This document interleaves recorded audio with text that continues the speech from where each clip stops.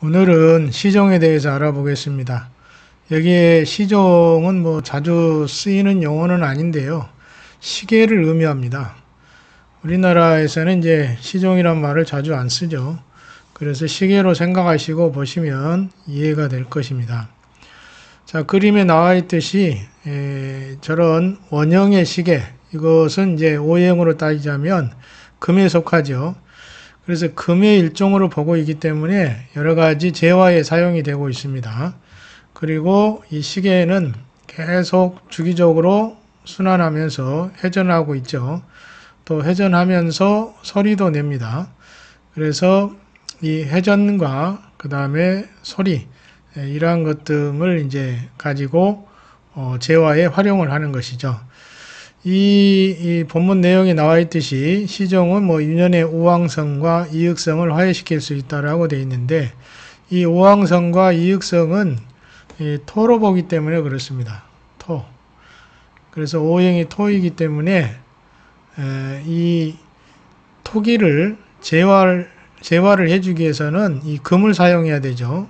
그래서 이 시계가 적정하게 활용이 될 수 있다라고 보는 것입니다. 아래 부분에 다시 또 나와 있기 때문에 아래 부분을 보면서 설명을 좀 이어가도록 하겠습니다. 그래서 오행이 이 시계는 이제 금이라는 점을 인식하시고 또 오행의 상생 구조를 이해하시면 재화에 활용하는데 문제가 없겠죠. 자, 첫 번째, 시계는 재혼을 보충한다, 이렇게 되어 있습니다. 재혼을 보충한다. 실내에서 청룡방위에 시계를 설치하면 이렇게 되어 있는데요. 이 시계는 동적 물건입니다.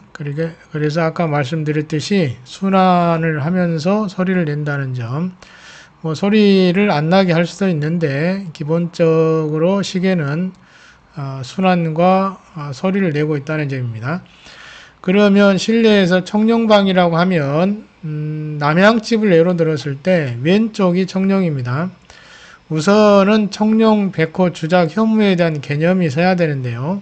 다음에 또 말씀드리겠지만 청룡은 남향집에서 왼쪽 부분을 의미하고 백호는 오른쪽 부분입니다. 그리고 남향에 해당되는 남쪽이 주작이죠.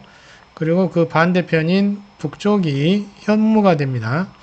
이렇게 사신사 개념을 도입을 하게 되는데요. 주로 형기에서 주로 많이 사용을 하고 있고 실제 정단에서도 많이 적중이 되고 있기 때문에 중요한 내용입니다. 이 시계는 설치를 할 때 만약에 거실이라면 청룡방향, 즉 좌측 또는 주작방향에 해당되는 남쪽에 설치를 하는 것이 좋습니다.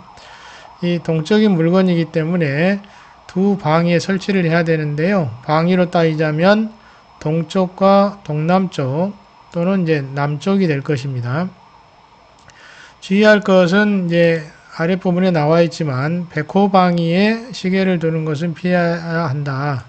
백호방위는 동적 물건이 설치되면 안 되는 곳이죠.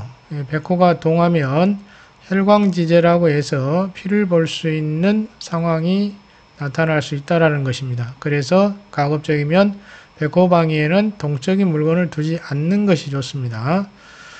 그래서 백호방위는 피하시고 가급적이면 청룡과 주작방위를 선택해서 시계를 설치하시는 것이 상당히 유리하다. 즉 재물운을 보충하는 데 도움을 줄 수 있다는 점이고요.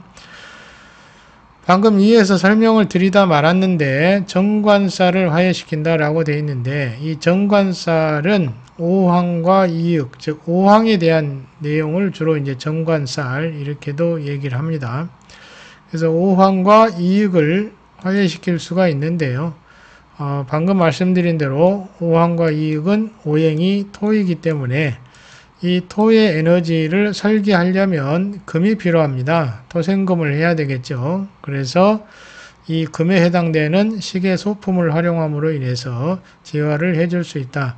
특히 오황과 이익은 집안의 운기를 저하시키는데 아주 큰 역할을 하고 있습니다. 그래서 가급적이면 한 해 한 해 재화를 해주시는 것이 좋을 듯 합니다. 풍수에서는 이제 오황과 이익은 연월에 따라서 연에서 오는 오황과 이익이 있고 월에서 오는 이제 오황과 이익이 있습니다. 주로 이제 연 자백 구성으로 봤을 때 오황과 이익에 해당되는 곳은 시계 소품을 설치해서 화해를 시켜주는 것이 좋다.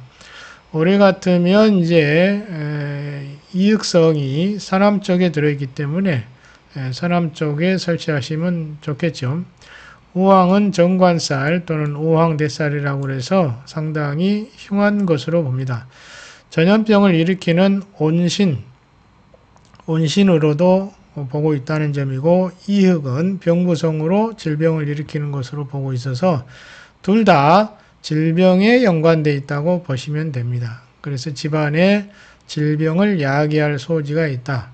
특히 오황과 이흑에 대흉살이 작동을 하게 되면 집안에 흉한 작용을 발생하게 됩니다. 건강을 상실함과 동시에 재물운을 감소시키게 되는 것이죠. 그래서 이러한 것을 이제 제화를 해 주셔야 되고요. 또 나타나는 영향을 보시면 건강과 재물이 가장 중요한데 이를 파괴할 수 있다라고 되어 있죠. 그래서 이익과 오황방위에 시계를 설치하면 좋다라는 것이고 2020년도에 그때 책을 그 전에 썼기 때문에 오황성에 대해서 이제 2020년도에 예상을 해서 시계를 설치할 수 있도록 이렇게 예시를 해드렸죠. 2020년이라면 오황성이 동쪽에 이르기 때문에 동쪽에 시계를 설치하면 재혼에도 보충이 되고 또는 이 오황 살기와 이흑 병부성의 살기를 제어하는 데도 탁월한 효과를 가져다 줄 수 있다는 점입니다. 그래서 이런 것을 참고해서 시계를 설치하시는 것이 좋습니다. 참고로 하나 더 말씀드리면 비성으로 이호방위에 화장실이 들어있어서 좋다고 볼 수도 있겠는데 이러한 것이 이제 화장실이 서북방위로 가게 된다면 현기적으로는 매우 불리한 상황에 처하게 됩니다. 그래서 이 서북방위에 화장실을 두는 것을 좀 피해야 되는데 전원주택을 짓는 것을 보면 대부분 이러한 것을 무시하고 있습니다. 그러므로 인해서 집안의 가장에게 커다란 영향을 주게 되는데요. 특히 이제 질병으로 나타나게 되고 이 문의 방위가 어디에 있느냐에 따라서 해당되는 질병은 또 차이가 있겠지만 어찌됐든 이런 문의 위치에 따라서 영향을 주는 질병이 발생할 수 있습니다. 그래서 가급적이면 하소천문 영상에서도 말씀을 드렸듯이 이 서북방위에는 그 화장실과 주방은 가급적 최대한 피해야 한다고 생각을 하셔야 됩니다. 또 집을 고를 때도 마찬가지고 이러한 구조는 피해서 사시는 게 좋습니다. 아니면 구조를 뜯어 고쳐야 되는데 그러하기에는 너무나 비용이 많이 소요됩니다.